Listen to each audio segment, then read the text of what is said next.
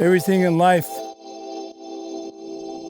everything that's growing, that's green, all the animals. This water is a source for their existence. As time has gone on, it seems like there's less and less of the wildlife. So I like to keep as much water here in this country as possible.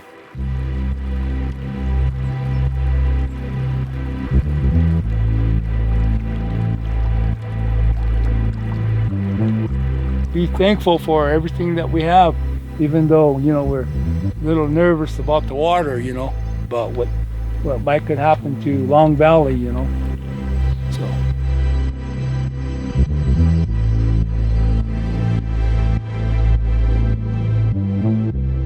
If LADWP had its way, it would dry up within one season. I think that's really clear. All of the plants and animals that depend on this being a wetland meadow would just die. At a time when water is becoming more scarce, with record droughts and fires getting worse each year, the city of Los Angeles made a stunning announcement. One that you probably never heard about, and city officials hope you never do. The Los Angeles Department of Water and Power announced plans to remove water from land it owns 250 miles north of the city. Now, an unlikely coalition of local tribes, ranchers, environmentalists, and community stakeholders are fighting together for the survival of their land and their livelihoods.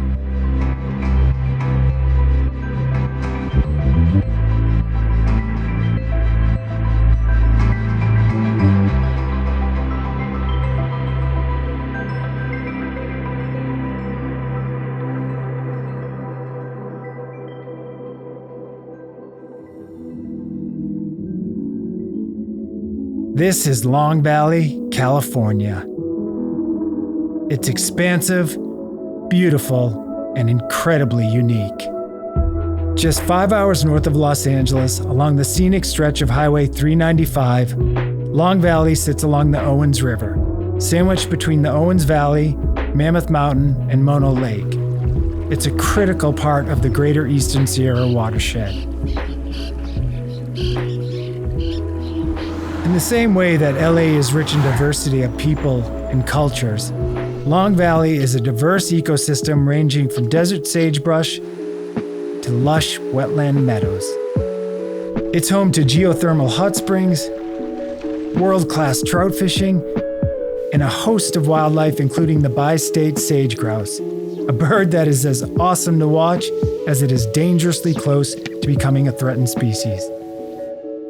And if the LADWP has its way, this could all be gone. The water that flows from the Sierra, that flows down through the streams and then is spread across the landscape, that water brings life to an otherwise dry landscape. If LADWP takes the water and cuts off the irrigation, it will have a devastating impact. Water is life. The irrigation water is supporting wetlands and meadows that have high habitat value, they have high recreational value, they have high value for agriculture. The water and those wetland habitats are supporting a diversity of species. The LADWP wants to remove 30,000 acre-feet of water per year.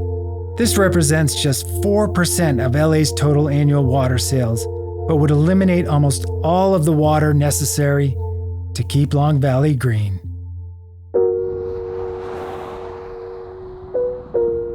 It's not just this fragile ecosystem that is at risk. It's also the livelihoods of the people living in the surrounding communities. And whether you know it or not, Long Valley and Los Angeles are intimately connected. The water that flows through the valley comes out of the faucets in Los Angeles.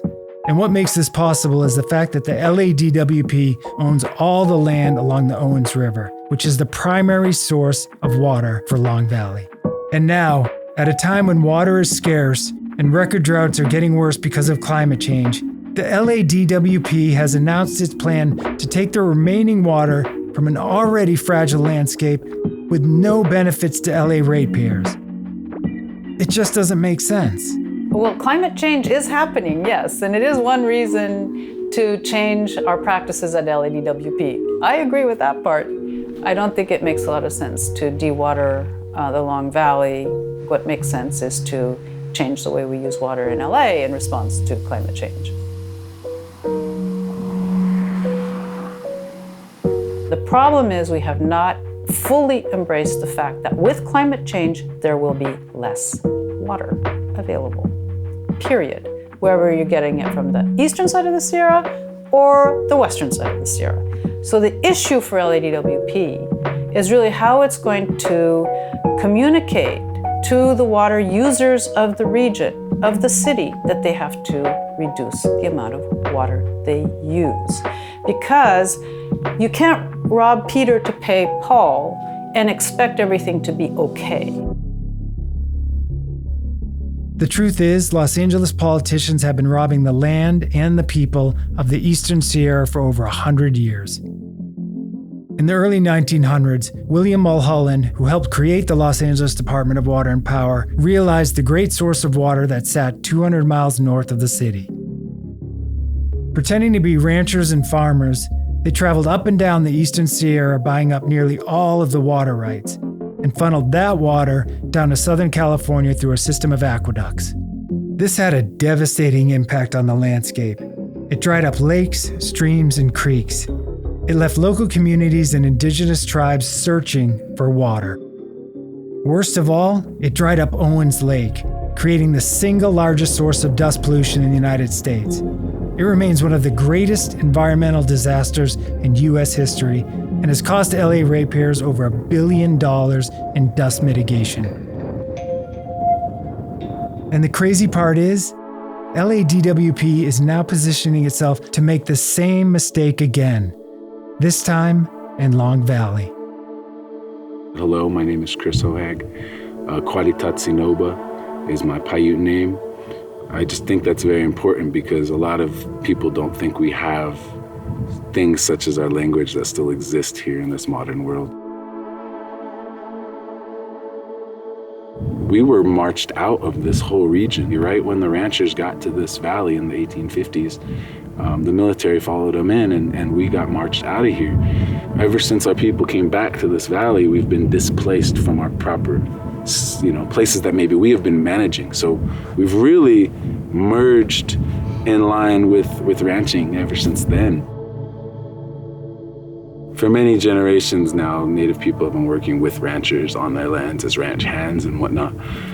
We just haven't been the decision makers of the land. Other than our reservation lands, even the ranchers don't make the big decisions on their lands. The city of LA does. They're the lessee, so that's why sometimes even these ranchers get put in a bind of not being able to spread the water. So it's an irony where it's almost like they're kind of living and trying to protect the land that we were wanting and needing to protect 150 years ago.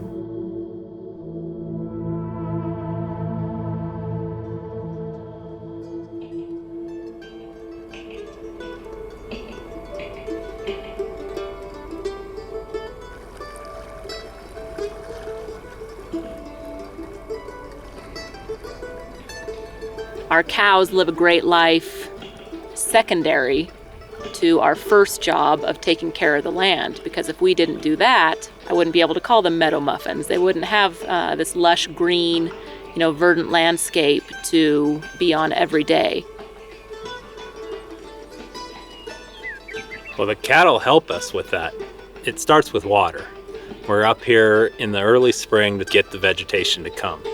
And once we get the vegetation to come, then we move the cattle from Bishop up here. And the cattle just mow the vegetation down. Or we're out riding through the cattle, making sure they're healthy, but in the process also making sure the meadows are healthy and making sure the cattle don't eat it down to where it's not going to grow back. It works in harmony. Yeah. This isn't just a job. This really is so much more. This is generations of history, generations of people caring for this land, us continuing to do the same, hoping that we're going to provide that future for our children, if they so choose it.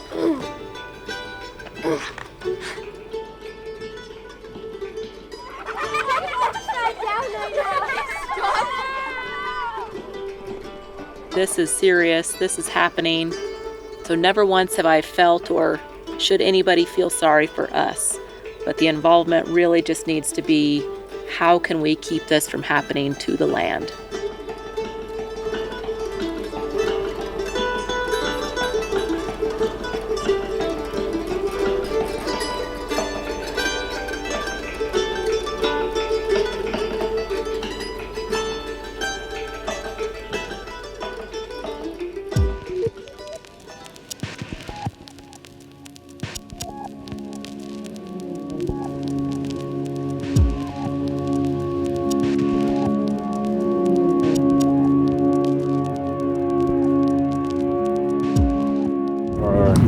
They'll call it Indian tea, they'll call it cowboy tea, they'll call it Mormon tea, but in Paiute it's Tudupi. Feel free to gather. And I was always taught by my elders, leave something behind. If it's tobacco, great. Talk to the plant, give thanks for these plants to provide us with their qualities, their medicine in this case. A lot of times it's food, sometimes it's medicine. I'll gather a little bit so I could take home and use with my family later. This is going to provide us with some good tea for this year. It's one of my favorite things to drink.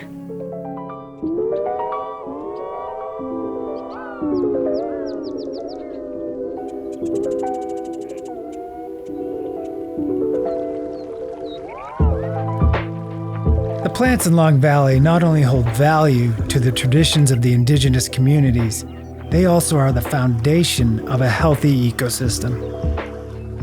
If the water that is spread throughout the valley is removed, the wetland meadows wither and die. This leaves the door open for invasive plants to move in, nasty ones like cheatgrass and Russian thistle, aka tumbleweeds, both of which are prone to fire.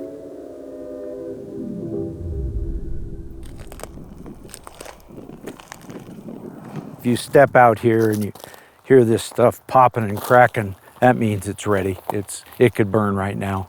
And, a month ago, everything was bright green here. Irrigated and owned by the Los Angeles Department of Water and Power, and they have ceased irrigation. You can see that it's already browning out. Just beyond this little ridge is the community of Crowley Lake. If this area converts fuel types to a more flammable fuel type, that community will be exposed. All you have to do is look at November 2018 and what happened in Paradise in Butte County to see the impacts that communities can suffer.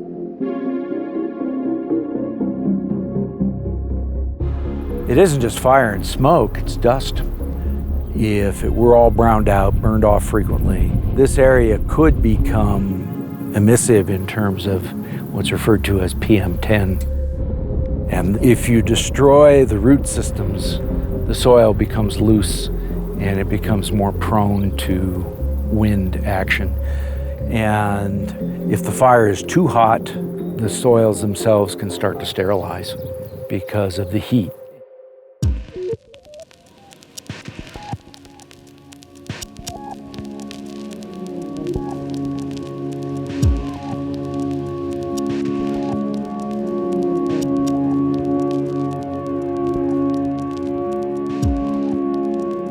Well, I think the impact to Long Valley, because it's not very big, would be very significant.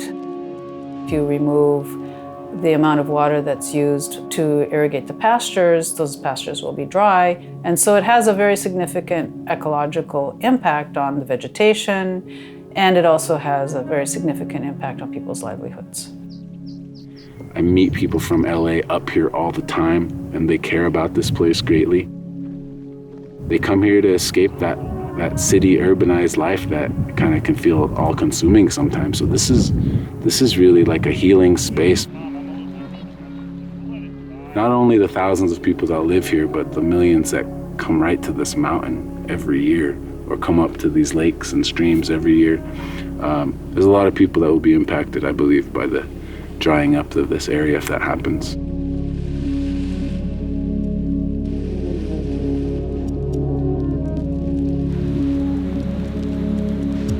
This is a really special place. This is a place where people have come for generations, grown up fishing here and then brought their own kids to come down and recreate. So, we have to maintain it. We have to keep it in this kind of wild state. So tourism and outdoor recreation is really the principal economic engine here in the Eastern Sierras. Activities such as hiking, camping, fishing, these are all kind of the backbone of outdoor recreation along this stretch of the Eastern Sierra. I think that there is the need for Southern Californians to appreciate where this water comes from and the need to protect this landscape. Just like they all have jobs, we all have jobs up here. We're all just trying to make a living, and if all the water gets extracted out of this landscape, our ability to make a living is diminished, and that would be a real tragedy.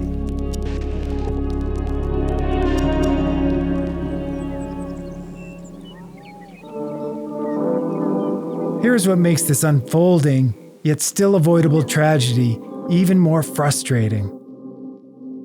The people that would be most impacted by all this have the least amount of power to do anything about it.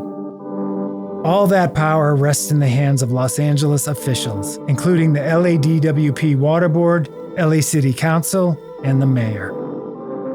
Millions of dollars in litigation and mitigation costs could be saved for ratepayers if the city reversed course to a more sustainable approach. Most importantly, an entire ecosystem wouldn't need to be unnecessarily destroyed. The people and communities surrounding Long Valley are asking the residents of Los Angeles to please pressure your elected officials and help keep Long Valley green. LA has other options for its water. This landscape does not. We're in it together, and together we will survive. But if we try to exploit those regions, it'll backfire on us terribly. LA owns this land. Mayor Garcetti ultimately is in charge of this land. And for him to pride himself on being an environmentalist and then come and say, we're going to turn it to dust, that's not doing anything for the environment. That's the opposite. I would like to see them make good faith efforts to work with the local people and not just use their power to wield over us.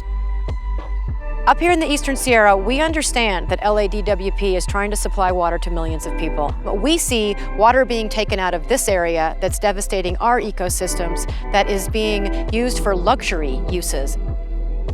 As we rob the water from other places, those places decline in their health. We're connected. It means urban places will decline in their health too. I think Angelenos, as a whole, they're good people. We're the same. We're just a few hours away. I can't think of a bigger environmental injustice. If the water is cut off, this landscape starts to dry up, vegetation dies, fire and a fire cycle gets started. It threatens local communities. This is the battle we're in, and we have to fight to make sure that we keep Long Valley green.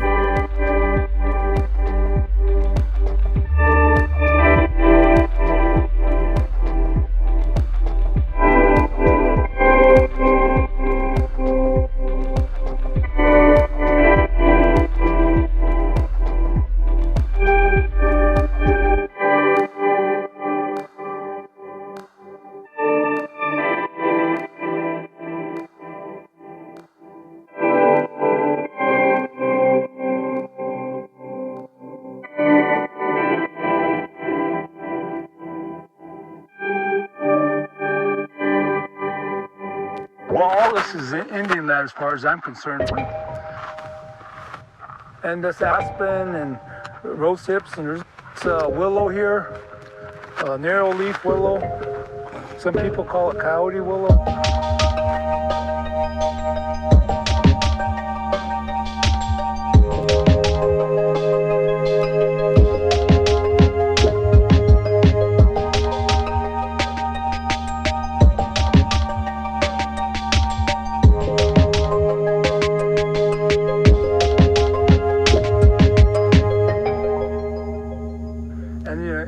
When we get down, we can see the mountains here, the Nevada mountains.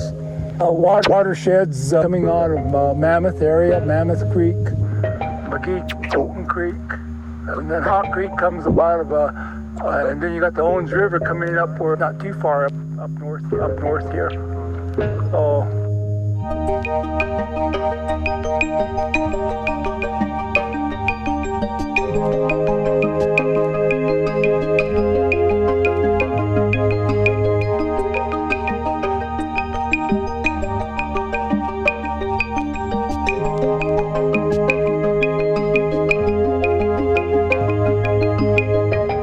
Everything in life, everything that's growing, it's green, all the animals.